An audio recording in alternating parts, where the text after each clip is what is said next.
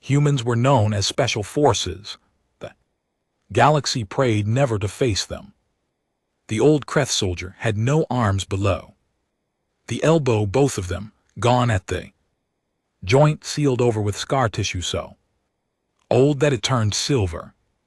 He sat across the processing table from me and said nothing, just watched me with those four pale eyes. The way person watches a fire they know is going to spread. He had been in my intake queue for 6 hours.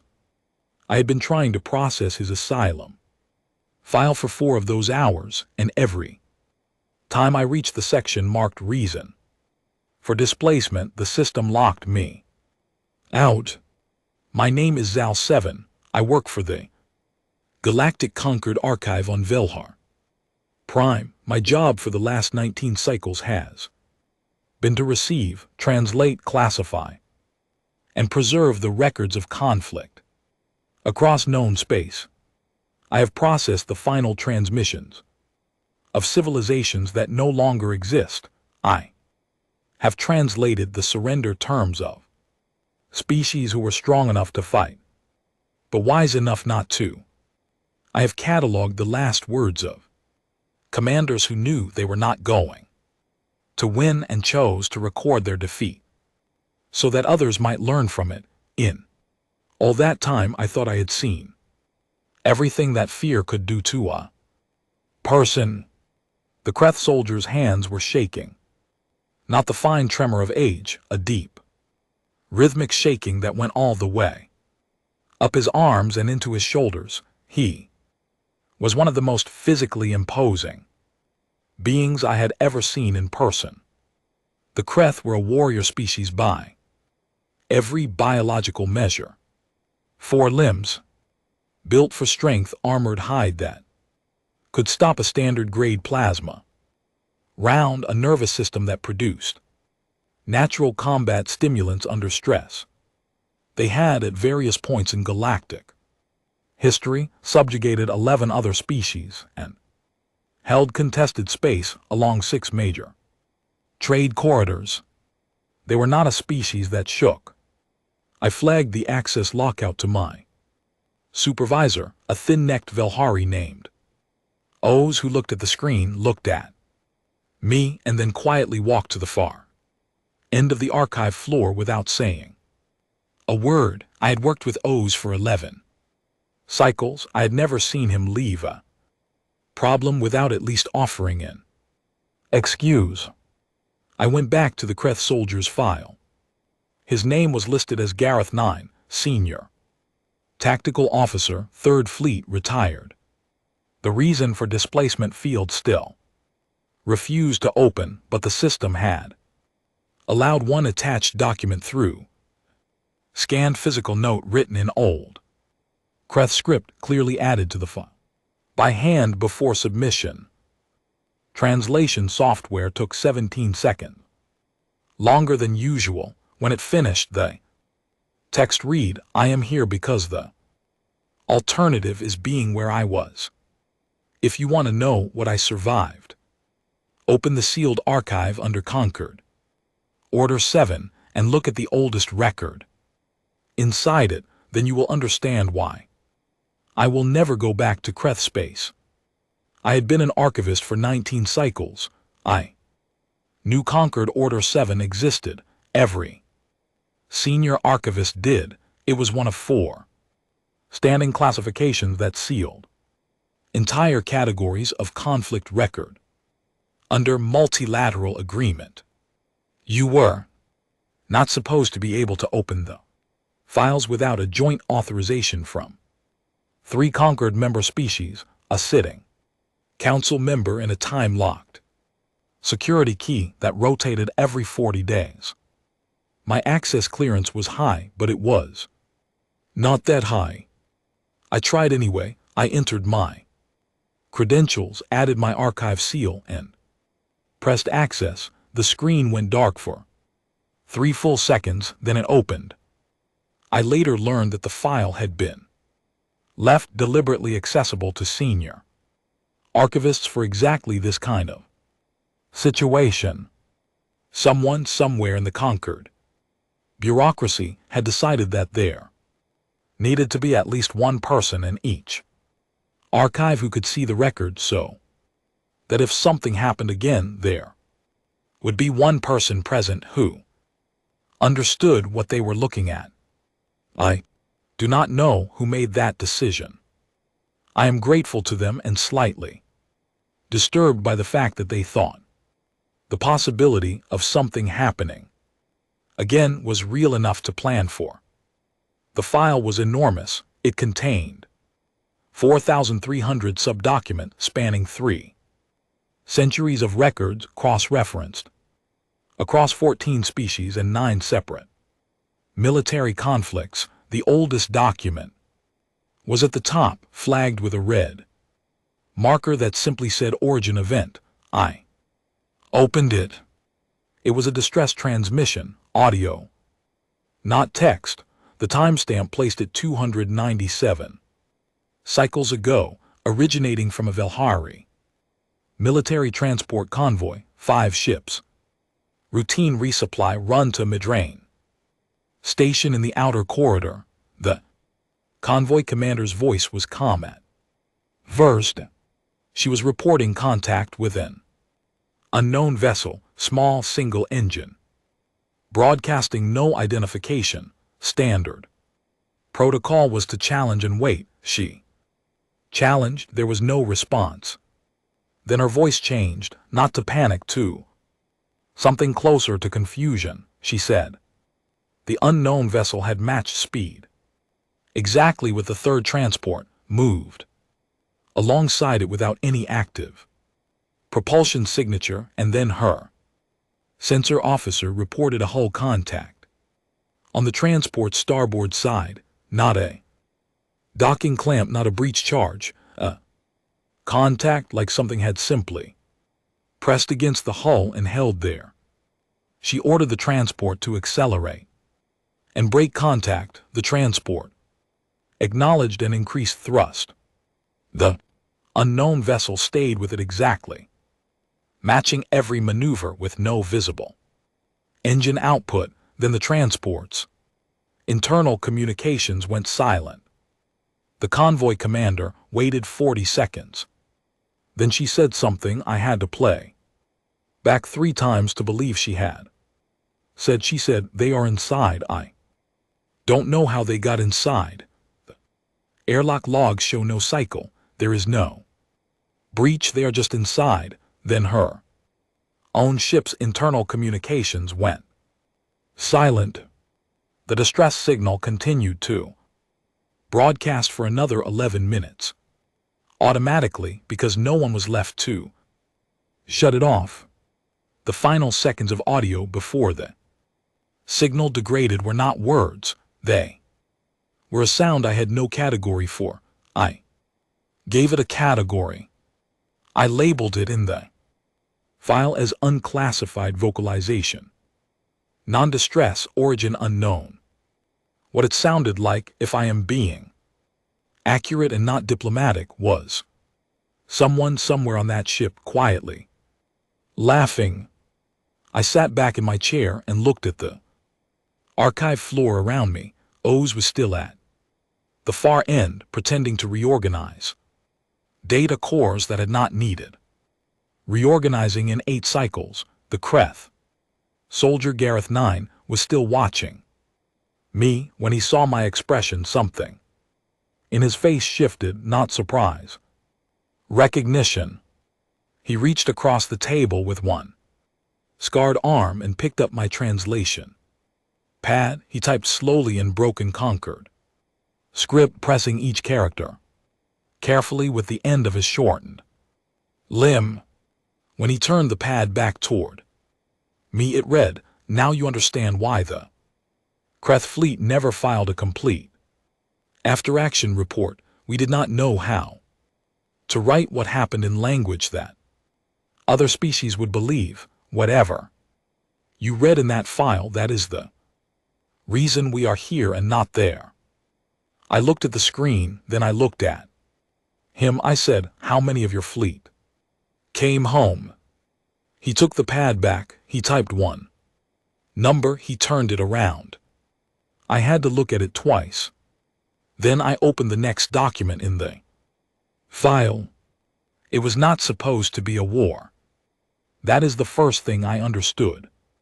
After 3 days inside the sealed archive, the species now recorded in galactic history as humans inhabiting the third planet of a single star system in the Outer Orion Corridor were classified by every major intelligence survey conducted before first contact as a pre-interstellar civilization with moderate technological development and no capability for sustained off-world military operations. The Kreth hegemony's own pre-invasion assessment filed by a survey drone 40 cycles before the conflict began described the human home world as a resource acquisition target of moderate yield. Estimated subjugation timeline 18 standard days. Expected resistance level negligible. I found that assessment document deep in the archive in a subfolder labeled Preliminary Intelligence Sol System. I read it twice. Then I read the after-action report filed by the surviving Kreth fleet commander 14 months after the campaign began, and I understood something important. Whoever wrote that original assessment had never seen a human. The Kreth sent 400 warships. This was not unusual for a Kreth acquisition campaign. They believed in comprehensive force projection. The initial orbital engagement took 6 hours and went exactly as planned. Human orbital infrastructure was outdated, limited, and unequipped to challenge a Kreth battle fleet. It was disabled quickly and without significant Kreth losses. The fleet commander, a decorated officer named Veth Secundus, recorded in his personal log that the campaign was proceeding exactly as expected and that he anticipated ground operations to conclude within 10 days. The first ground assault wave landed on 3 continents simultaneously. 40,000 Kreth soldiers in powered armor, supported by atmospheric gunships and direct orbital fire support. For the first 2 hours, it went exactly as the pre-mission projection said it would. Human ground forces pulled back. They did not fight in open terrain.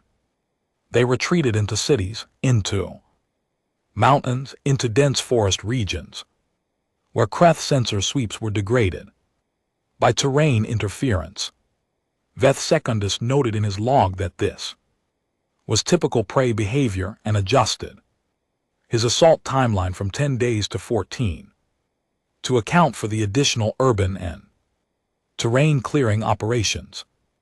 He assigned his most experienced units to the difficult terrain, kept his standard units in the open ground where they had full advantage, and ordered gunships to maintain constant patrol patterns over the retreat corridors. On the 3rd night, things stopped going as planned. I read the incident reports carefully, cross-referencing between the Kreth military logs, the personal accounts of surviving Kreth officers, and a set of intercepted communications from the human command structure that had been decoded by Kreth intelligence and included in the archive file. What they described across all those different sources told a consistent story, but it was a story that took me a long time to fully understand because the things being described were not things I had a mental framework for. The Kreth assault groups in the difficult terrain regions began reporting contact events at night, not mass engagements. Individual contact event, a single patrol, 12 soldiers returning to their staging area and finding 3 of their number missing. From the rear of the column with no record of separation, no distress. Signal, no sound. A communications relay station with a crew of 8 checked at midnight and again at dawn, perfectly intact. Externally, crew absent, equipment untouched, rations half-eaten as though the crew had simply stood up from their meal and walked away. An armored vehicle found stopped in a mountain pass, engine still running. Crew compartment empty, exterior undamaged with no tracks or marks around it in the fresh snow. Veth Secundus received these reports and made a decision that I think, in retrospect, he would have changed if he could. He decided the missing soldiers had deserted. He put it in the log. Plainly, isolated personnel experiencing first combat deployment, high stress environment, enemy territory. This is a known attrition factor. He ordered security protocols tightened and continued the campaign. By the 8th day, he could no longer explain the missing personnel as desertion. The numbers were too high and the pattern was wrong. Deserters scattered. Deserters left traces. What was happening to his soldiers left no traces at all. They were simply there and then they were not there, and the space where they had been was clean and quiet and undisturbed. The first direct engagement came on day 9. One of Veth Secundus's most experienced units, 64 soldiers in full combat armor, with air support on immediate standby, encountered a human force in a river valley. The Kreth unit was at full strength, well supplied, holding defensible high ground. The human force, according to the Kreth unit's initial report, numbered 8 individuals. The Kreth commander on the ground radioed Veth Secundus and said, with what I imagine was complete confidence, that the engagement would be resolved in under a minute and that he would report completion shortly. He did not report completion. The radio traffic that followed was difficult to read, not because it was corrupted or damaged, because it described things in a tone of voice, even in translation, that I recognized as the voice of someone who is watching something happen and cannot reconcile it with anything they have ever learned about how the world works. The 8 humans did not attack the Kreth position directly. They moved through the terrain around it in the dark in ways that the Kreth sensors should have detected and did not. They did not appear to communicate with each other in any way the Kreth equipment could pick up. No radio, no signal, nothing.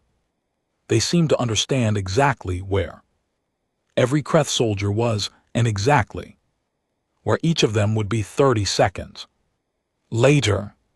The engagement lasted 9 minutes.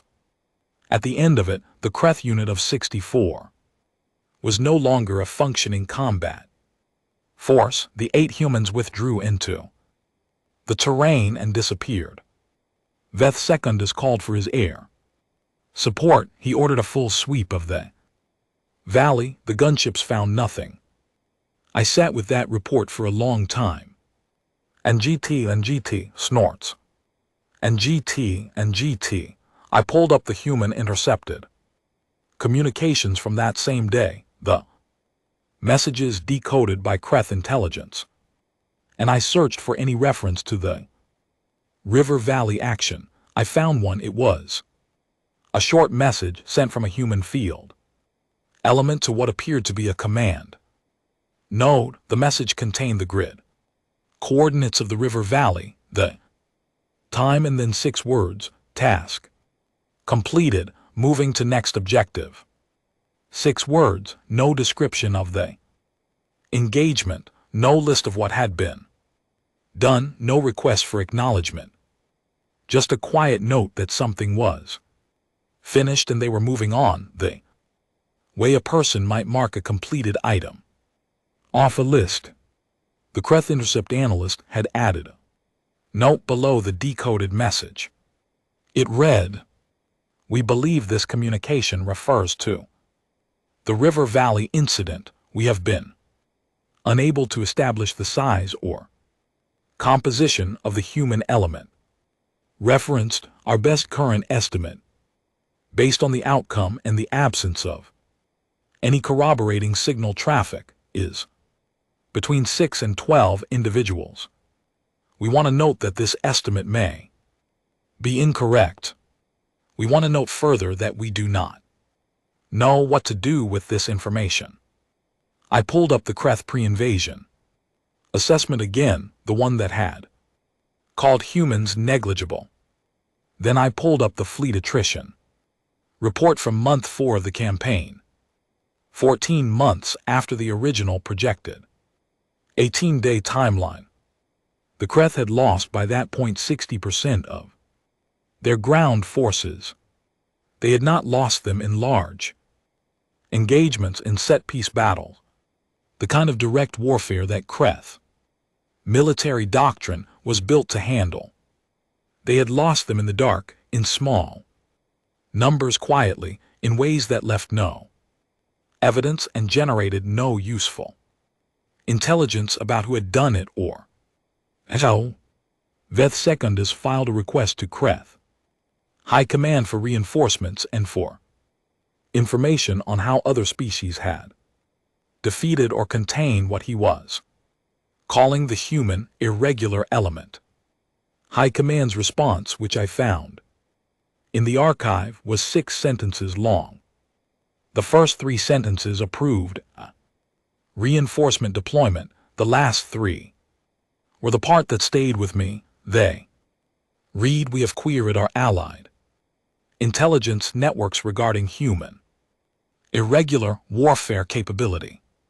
We have received no useful response. We have received, however, consistent confirmation from 3 separate sources that the correct response to human irregular contact is immediate disengagement and withdrawal to defensible orbit." Veth Secundus had by that point been trying to disengage for 11 months. The archive document that came next was not a military report, it was a translation note added to the file by Kreth intelligence officer whose name was given only as designation 4. The note explained that the Kreth translation teams had struggled for months to correctly render certain human military terminology into Kreth language, not because the words were technically complex, but because the concepts behind them had no Kreth equivalent. The note focused specifically on 2 phrases. The first phrase was special operations. In Kreth, there was no word for a military unit that was defined by what it could do rather than by how many of them there were. Kreth military thinking was built on mass and momentum. The idea that a small number of individuals could be trained, equipped, and selected to achieve outcomes that larger forces could not was not part of Kreth military culture. Designation 4 wrote, "Our closest functional translation is something like elite warrior caste, but this is not accurate. The humans do not have a warrior caste, they have a selection and training process that, in theory, any member of their military can attempt. Those who complete it are considered to have demonstrated the qualities required for this unit type. The qualities required are extensive and the process is very difficult, but the key word is any human soldier can try." The second phrase was the one that stopped me. The phrase was special forces, not the unit type itself, but the broader cultural concept. Designation 4 wrote, "We initially translated this as the name of the specific unit type. We were incorrect. through extended analysis of human communication intercepts and cultural records, we now believe the phrase has a broader meaning in human military culture. It does not refer only to the specific selected units. It refers to a standard that the entire human military aspires to. Our assessment, which we offer with the acknowledgement that it may seem implausible, is that every human soldier is trained to think of themselves as the type of soldier who does what others cannot. The specific selected units are simply the ones who have proven it formally. The others simply have not yet had the opportunity. I read that note 3 times, then I read the Kreth after action summary, filed at the end of the campaign when the surviving Kreth fleet finally achieved the withdrawal to orbit that Veth Secundus had been trying to execute. For 14 months, the summary was blunt. It said we underestimated the species at every level and at every stage. We assumed that a species without interstellar capability could not constitute a serious military threat to a hegemony-class force. We were wrong. We assumed that irregular warfare, regardless of its effectiveness, could be defeated by sufficient application of conventional force. We were wrong. We assumed that the human irregular element represented a small, specialized subset of their overall military capability. We were wrong. We do not know how many humans engaged us during this campaign. We do not know where they operated from. We do not know how they achieved the outcomes they achieved. We know only that we sent 400 ships and 11 came home, and we are filing this report so that whoever reads it does not make the same assumptions we made. I closed the document. I sat in the archive for a long time without moving. Then the access door on the far side of the room opened, and someone walked in who was not supposed to be there. The station's access log showed no entry. I checked it twice, once in real time and once after pulling the timestamp record manually. Nothing. The door at the far end of the archive floor had a sensor array that logged every open cycle, every approach, every air pressure differential caused by a body moving through the corridor. The log was clean. The door had not opened, but someone had come through it. She was not large. That was the first thing I noticed, and I noticed it because my mind was still full of the Kreth reports, still calibrated to the scale of the things I had been reading about, and some part of me had expected that whoever was connected to those files would be larger somehow. She was a human female, shorter than average for her species based on the comparative records I had just spent 3 days reading, with dark hair pulled back flat against her head and clothing that was not a uniform in any formal sense, but carried itself like one. She walked across the archive floor, without hurrying, without looking around, without any of the behavioral signals that indicate someone entering an unfamiliar space. She walked like she had been here before. She walked like she had counted the distance from the door to my desk before she came through it.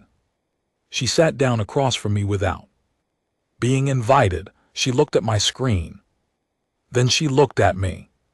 "You have been reading the Order 7 file for 71 hours, she said, not as a question. Her Velhari was clean, unaccented, grammatically correct in a way that suggested she had learned it from a very good source.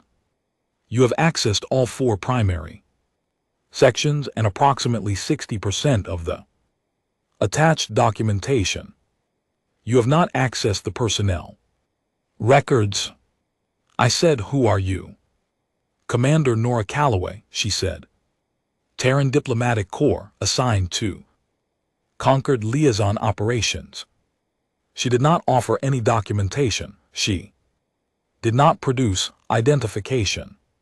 She simply stated it the way a person states something they know does not require verification. I looked at the access door, then at the access log on my secondary screen. Still clean, no entry. She watched me check it. She did not comment on what I found.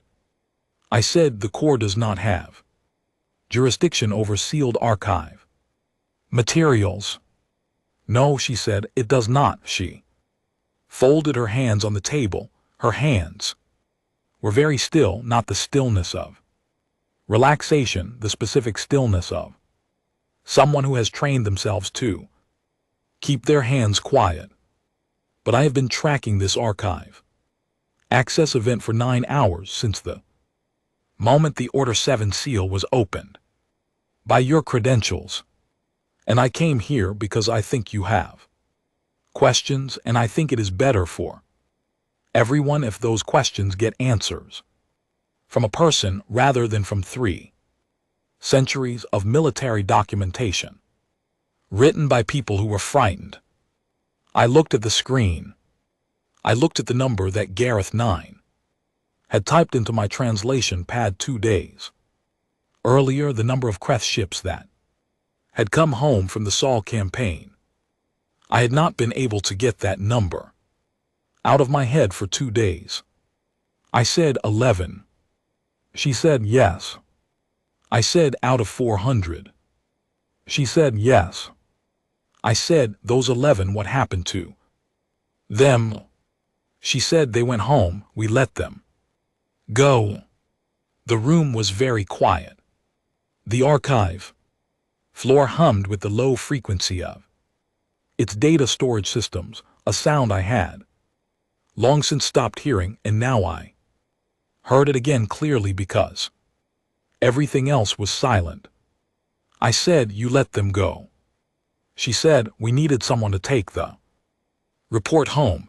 If no one went back, no one would know what the report said. If no one knew what the report said, someone else would come. We did not want someone else to come." I had spent 3 days reading accounts of what humans had done to a 400-ship invasion fleet, and somehow this was the part that unsettled me most, not the capability, the thinking, the careful, clear, forward-looking, thinking about what outcome was actually desired and what was the precise minimum action required to achieve it. She said, "Ask me what you actually want to know." I had 17 questions. I sorted through them and asked the one that had been under all the others since the first hour of reading.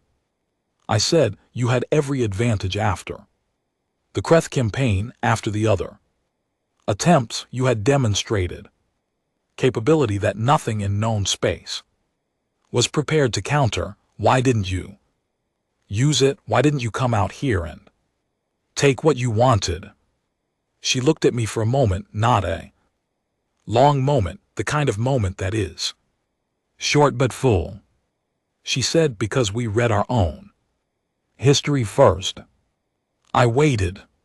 She said, "Humans have a long internal history. Most of it is not peaceful. We have records of what we did to each other across thousands of years, species against species, nation against nation. The same species divided against itself over land and resources and beliefs. We have very detailed records of what happened every time a group with superior capability decided to use it to take rather than to defend. We know exactly what that looks like. From the outside, we know exactly what it produces. We did not come out here to reproduce it." I said, "But you train for conflict." She said, "We trained because we knew conflict would come to us. It always The question we asked ourselves was not whether we would ever have to fight. The question was what kind of people we would be when we fought. Whether we would fight to build something or fight to take something. We decided a very long time ago that we would only ever be good at the first one. She paused. We trained very hard to make sure that was true. I thought about the River Valley report. 8 individuals, 9 minutes, 64 Kreth. Soldiers who could not explain what had happened to them. I thought about the distress signal from the Velhari convoy, 297 cycles ago, the clean silence after the communications went dark, and the sound I had filed under unclassified vocalization. I said the sound at the end of that convoy transmission, the one before the signal degraded. She did not ask what transmission. She knew. I said, what was that? She was quiet for a few seconds. Then she said that was a 19-year-old kid who had just successfully completed his first operational insertion and was very relieved. He was not supposed to be audible on that frequency. It was a mistake. He was reprimanded. She paused. He is currently a colonel. I did not know what to do with that information. I filed it alongside everything else in my mind that did not fit into any category I had previously owned. I said, are there others like you on this station? She stood. She straightened her jacket. With 2 small, precise movements, she said, Zal 7, there are always others like me. You just do not see us until you need to. She looked at the access door, then back at me. The personnel files at the bottom of the Order 7 archive, read them last. They are more useful once you understand everything else. She walked back to the door. The sensor array did not register her approach. Door opened and she stepped through it, and it closed behind her. I checked the docking log. No departure recorded. I sat at my desk for a long time. Then I pulled up the personnel files. 6 months after Commander Nora Calloway walked out of my archive without leaving a trace in any sensor log, I received a priority alert from the station's outer perimeter array. The Volkai Collective had entered the system.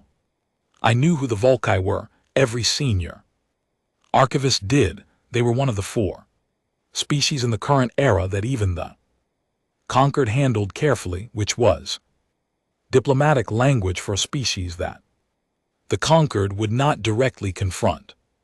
The Volkai communicated through directed frequency technology that at full power could induce neurologic shutdown in most carbon-based species within a 3 km radius. They had used it historically and recently as a first strike tool, a negotiating tool, and on at least 2 documented occasions, a tool for the complete elimination of a civilization they had decided was inconvenient. They had sent 1 ship. The ship was of Volkai Dreadnought class, which the archive records described as approximately 4.2 km in length, crewed by roughly 12,000 individuals, and carrying offensive capability sufficient to reduce a mid-sized station to debris. In under 20 minutes, it moved into the outer system at a measured, deliberate pace, the pace of something that knows it does not need to hurry. I filed an emergency request to the Conquered High Council. I filed a separate request to the Velhari Home Fleet. I filed a 3rd request through a channel I had been given by Conquered Diplomatic Operations, a quiet channel with no public routing record that went somewhere I had never needed to use before. The Concord Council acknowledged my request and informed me that diplomatic engagement was being initiated and that I should expect a response within 72 hours.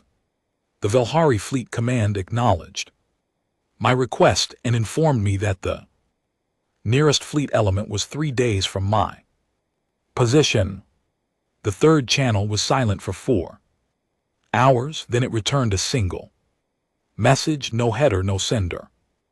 Identification, 11 words in Terran. Standard, we are aware, keep the station running, keep the lights on. I did not know what keep the lights on meant in operational terms. I kept the lights on. I reduced non-essential staff to skeleton rotation, sealed the outer archive vaults, and pulled every record in the Order 7 file to local storage. In case the primary network connection was severed, I sent a personal message to Oz, telling him to take the remaining archive staff to the deep interior section. He read it and replied, "Are you coming?" I replied shortly, "I did not go shortly." I stayed at my desk watching the Volkai Dreadnought's approach vector on the perimeter display because someone had to watch it and because I was the archivist and I did not want to leave. The Dreadnought crossed the outer sensor threshold at 22 station hours after first detection. It was moving at a pace that would bring it to optimal engagement range in roughly 14 hours. Its communication array was broadcasting a standard Volkai acquisition signal, the frequency band transmission that served as both identification and warning. The station's translation system rendered it as this installation and all records within it are claimed under Volkai Collective Resource Authority. Non-Volkai personnel are advised to clear the installation. Resistance will not be recorded. Resistance will not be recorded. I found that particular phrasing interesting in the way that you find something interesting when it tells you more about the speaker than they intended. They were not warning me that resistance would fail. They were telling me that they planned to ensure no record of it survived. That was a specific kind of confidence. It was also a specific kind of mistake because it told me exactly what they feared. They feared records. They feared the archive. I went back to my desk and continued working. At the 12-hour mark, the Dreadnought was close enough that the station's passive array could resolve its hull detail. It was an impressive ship, 4 km of layered armor and weapon systems, and the accumulated power of a civilization that had been conquering things since before the conquered existed. It showed no sign of hesitation or caution. It had no reason to show either. At the 10-hour mark it slowed, not decelerated in the standard approach, and brake pattern slowed, reduced thrust and held position for approximately 11 minutes, then resumed approach at a noticeably lower velocity. I watched this happen and did not understand it. There was nothing in the approach corridor that should have caused a navigation adjustment. No debris field, no gravitational anomaly, no other vessel, nothing on any sensor. At the 8-hour mark it slowed again. This time it held position for longer, nearly 30 minutes before resuming. Its communication array had gone quiet. The acquisition signal had stopped broadcasting. I filed a note in the station log, Volkai Dreadnought. Communication silence unexplained. Duration ongoing.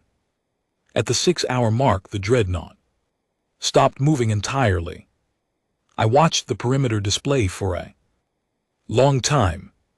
The icon that represented the Dreadnought sat motionless at the edge of mid-range sensor resolution, 4 km of military hardware sitting perfectly still in open space with no apparent reason for stopping. The station's AI logged the event as navigation hold, origin unknown. Then the Dreadnought's internal communication array began transmitting. Not externally, not toward the station. Internally, the station's passive sensors could detect that a very large volume of internal traffic was occurring within the Volkite ship, but could not decode it. What they could measure was the pattern, short, rapid bursts of transmission back and forth between different sections of the ship, the frequency and urgency of which the system characterized as high stress.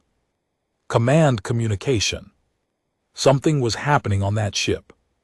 Something that the Volkite command structure had not anticipated and was working very hard to respond to. I pulled up the station's passive thermal array, a system designed for tracking power output from nearby vessels for navigational safety purposes. It was not a combat sensor and had a limited resolution range. At 6 hours distance, it could not give me detailed information about what was happening on the Volkite hull. It could give me aggregate heat signatures. For 5 hours and 40 minutes, the thermal array showed a single coherent heat signature from the Dreadnought, the normal operating output of a ship-size vessel at reduced thrust, engines life support, weapon systems on standby. Clean, consistent, expected profile. At the 5-hour and 41-minute mark, the array recorded a secondary signature. Small, localized, moving. The resolution was not good enough to give me a precise reading. What the array could tell me was the approximate scale of the signature, its location relative to the Dreadnought's hull and its movement pattern. The scale was consistent with a single human-sized individual. The location was the outer hull near the Dreadnought's primary command section. The movement pattern was not random, it was purposeful. It moved quickly to a point, held position for several minutes, moved to another point, held position, moved again. It continued this pattern for 1 hour and 17 minutes, then it stopped appearing on the array entirely. Not because it had returned inside.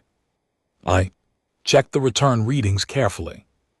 There was no re-entry signature. The heat profile simply ended cleanly between one scan cycle and the next.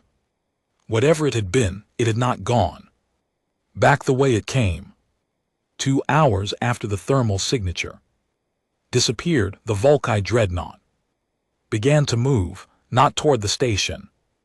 Away from it, a slow, damaged-looking acceleration, one engine group firing irregularly, the kind of thrust pattern that ships produce when their systems are partially compromised. Its communication array came back online briefly, but instead of the acquisition signal, it was broadcasting on internal emergency frequencies. It was leaving. It took 3 more hours to clear the outer sensor range, moving at roughly 40% of its approach velocity. One engine group dark, its hull running 15 degrees warmer than standard operating temperature, which is what ships do when their coolant systems have been disturbed. I watched it go on the perimeter display until the icon disappeared past the sensor boundary, and then I sat in the quiet archive and listened to the hum of the data storage systems, and I did not know exactly what I had just watched happen. I knew approximately what I had watched happen. I had watched one person moving alone on the outer hull of an enemy ship in hard vacuum accomplished snorts, something that had caused a 12,000 strong crew to abandon an acquisition mission and limp home with system damage they had not arrived with. I had watched the outcome. I had not watched the method because the method had taken place in the dark on the outside of a 4km warship at a scale and in a manner that no sensor array was designed to observe. I filed a station log entry, Volkai. Acquisition vessel withdrew from system. Without engaging target, no weapons fired by either party, cause of withdrawal undetermined.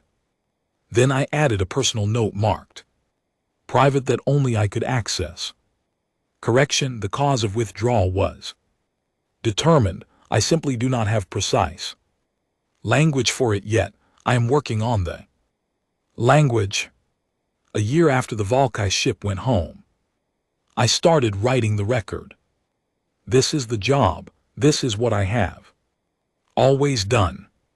Things happen in the galaxy, conflicts and contacts and moments that will become history, and someone has to write them down accurately so that the species who come after us understand what occurred and why and what it means. I have written down defeats and surrenders and the ends of civilizations. I have written down treaties and their inevitable violations and the consequences of both. I have written down everything that I thought was important to preserve. The human record was different. I had been carrying it for a year, not writing it because every time I sat down to begin, I found that my usual language for military events did not fit. I had words for invasion and conquest. I had words for resistance and defeat. I did not have good words for what humans were, because they did not fit into the categories that galactic history had given me to work with.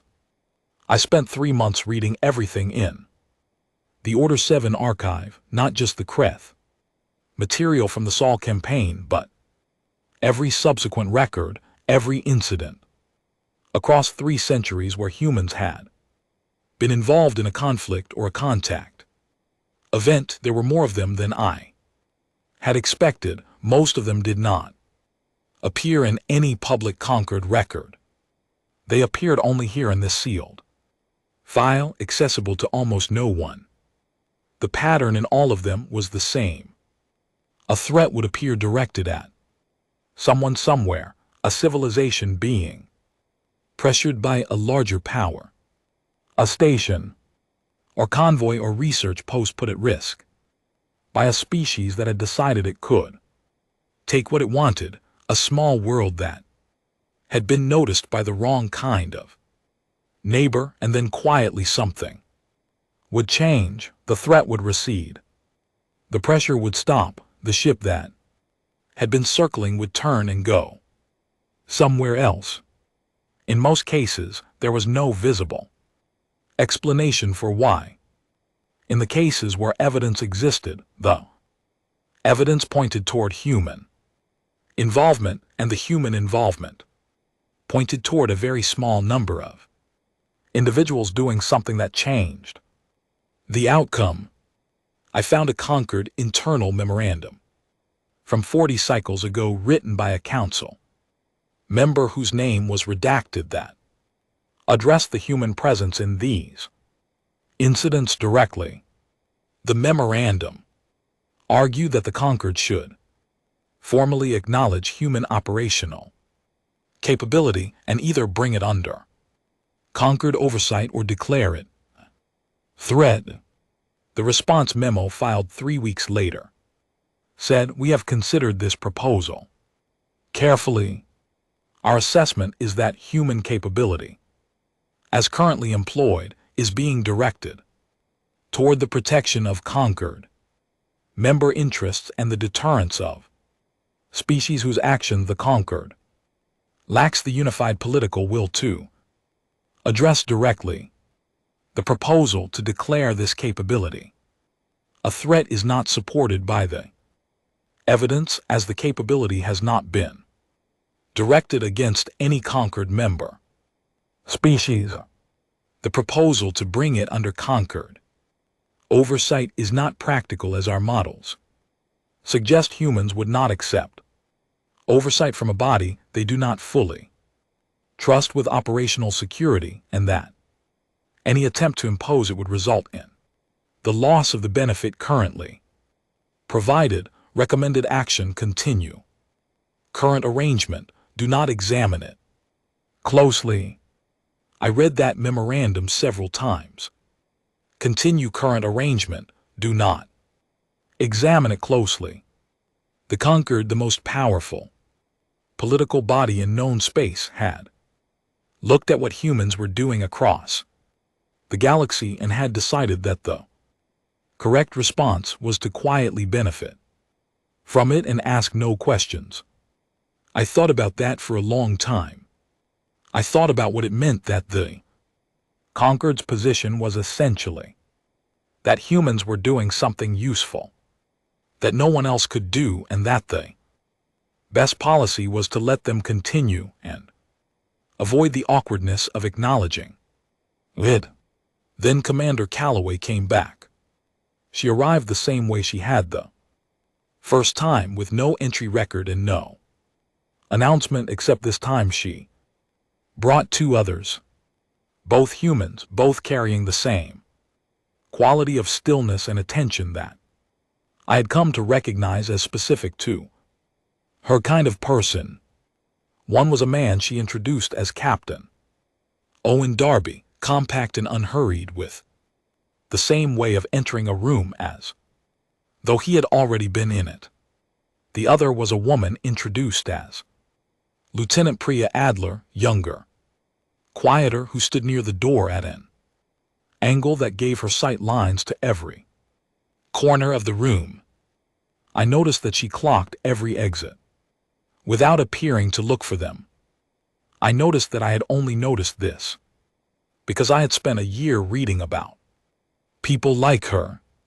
Calloway sat across from me again. She put a data chip on the table between us.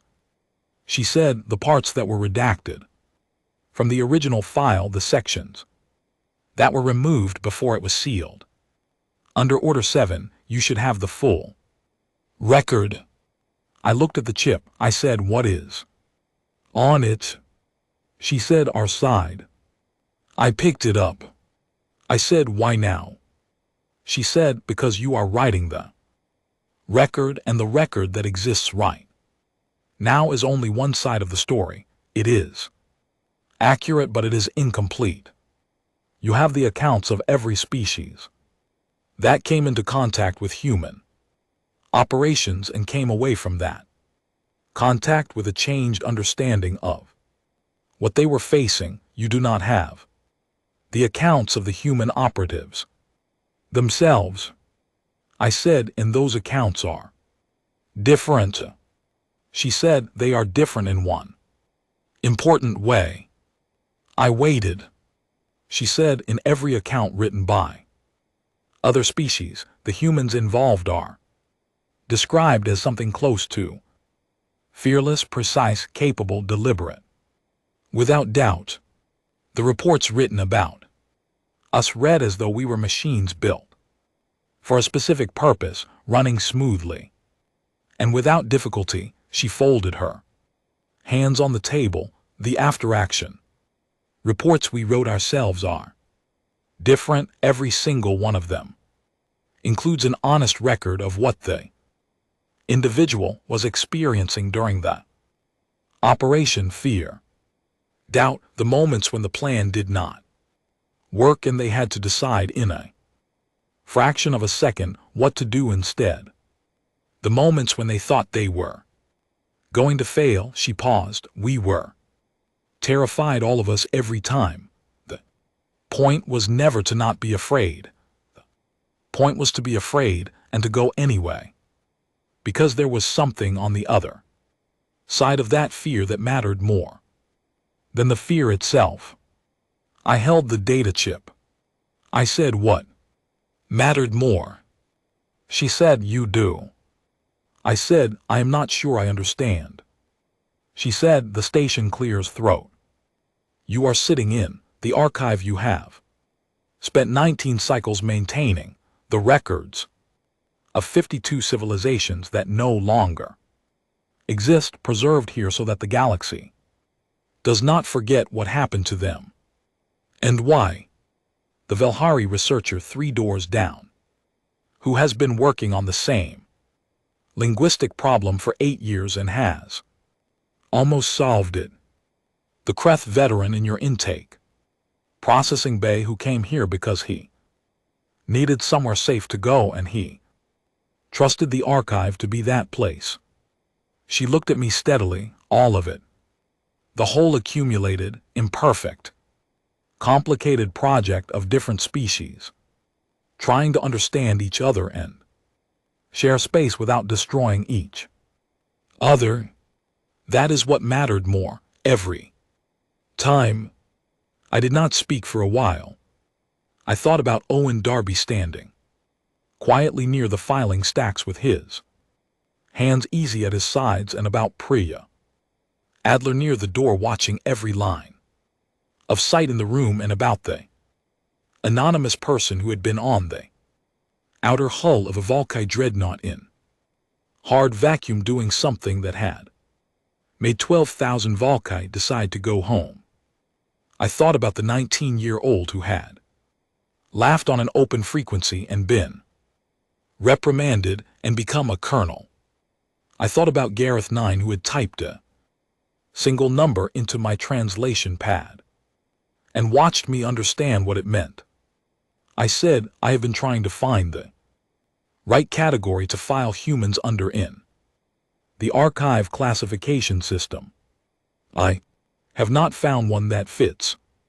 She said, what are the categories? I said, threat species, allied species, neutral species, historical species, diplomatic contact pending under observation. She looked at me without expression for a moment, then she said, none of those. I said, I know. She said, what will you use? I said, I have been thinking about a new one. She looked at the data chip in my hand. She said, read the personnel records first, then finish the classification. She stood, she nodded to Darby and Adler, and they moved to the door together. She said, the record matters is all 7. Get it right. Then they were gone, all 3 of them, as quietly as they had arrived. I put the chip into my reader. I started with the personnel records as she had suggested. I read for 9 hours without stopping. I read the reports of human operatives, writing in their own words, in their own voices, about what it had felt like and what they had been thinking and what had kept them going when the practical calculation said that stopping was the rational choice. None of them had stopped. Not one across 3 centuries of records in situations that every reasonable framework for risk assessment would have classified as untenable. They had been afraid, and they had noted that. They were afraid, and they had continued anyway, and the reason they had continued, stated in different words by hundreds of different people across 300 years, was always the same reason. It was not glory, it was not conquest. It was not the thrill of the action or the desire to prove something. It was the simple, clear, stubborn conviction that someone had to, and they were the ones who were there. I spent 4 days writing the record. When I was done, I created a new classification in the archive system. I called it Threshold Guardian. I defined it as follows: a species that through the specific development of individual and collective capability oriented toward protection rather than Acquisition has come to occupy the functional role of limiting factor against escalation in contested galactic space, distinguished from allied species by the fact that the relationship is not formally acknowledged or politically administered, distinguished from threat species by the consistent directionality of capability deployment, which is toward defense of existing conditions rather than alteration in favor of the guardian species. I filed it, then I wrote the entry. Summary for the human record, the short text that would appear at the top of the file as a guide for any archivist who accessed it in the future and needed to understand quickly what they were looking at. I wrote it 7 times before I was satisfied with it, the final version. Read. Other species built navies, other species built empires. Humans built something that had no name in any prior galactic taxonomy, a military tradition, in which the measure of capability was not how much force could be brought to bear, but how few people doing what seemed impossible could change the outcome of something that mattered. They called the most formal expression of this tradition special forces. They trained every soldier to want to be that. They selected from those the ones who could actually do it, and they gave those people the hardest work in the galaxy and almost no acknowledgement for doing it, and those people went because that was the agreement they had made with themselves about what kind of people they were going to be. The galaxy did not fear humans because they were without mercy. The galaxy did not fear humans because they were without limit. The galaxy feared humans because they were afraid, genuinely, honestly afraid. And they came anyway every time, and they came for reasons that had nothing to do with themselves. They fought the way people fight when they are not fighting to win something. They fought the way people fight when they are fighting so that the people they love do not have to. I filed the record. I locked the new classification under my archivist seal. I sent a copy to the Concord Historical Division with a cover note recommending it be moved to permanent open access rather than retained under sealed classification, on the grounds that a species doing what humans were doing deserved at minimum to have someone say it plainly. I do not know if the Council will approve that recommendation. I suspect they will not, because the Concord is very comfortable with the arrangement of quietly benefiting from human capability without examining it closely. An open access classification would require them to examine it closely and make a public decision about what they thought. But the record exists now, the full record with both sides of the story, as complete as I could make it from everything I had access to. If something happens again and someone opens this file for the same reason I opened it, they will find the whole picture. They will find the Kreth fleet assessment that called humans negligible. They will find the after-action report that counted 11 ships going home from 400. They will find the River Valley report, 8 individuals, 9 minutes, 64 Kreth soldiers who could not explain what had happened to them. They will find the thermal signature on the outside of a Volkai dreadnought moving with purpose in hard vacuum, doing something that turned 4 km of warship around.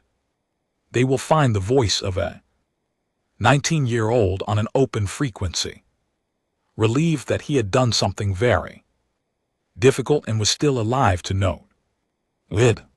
And they will find what he wrote when he was older in his own after-action reports because Nora Calloway had included those in the chip she brought me along with the files of everyone else, the long, honest records of what it had actually felt like from the inside.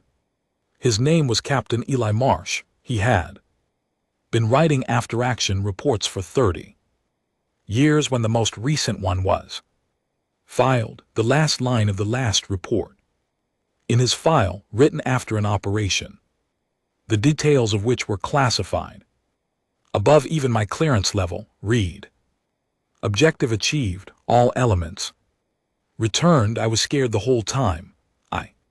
I'm proud of everyone. We go again when they need us. We go again when they need us.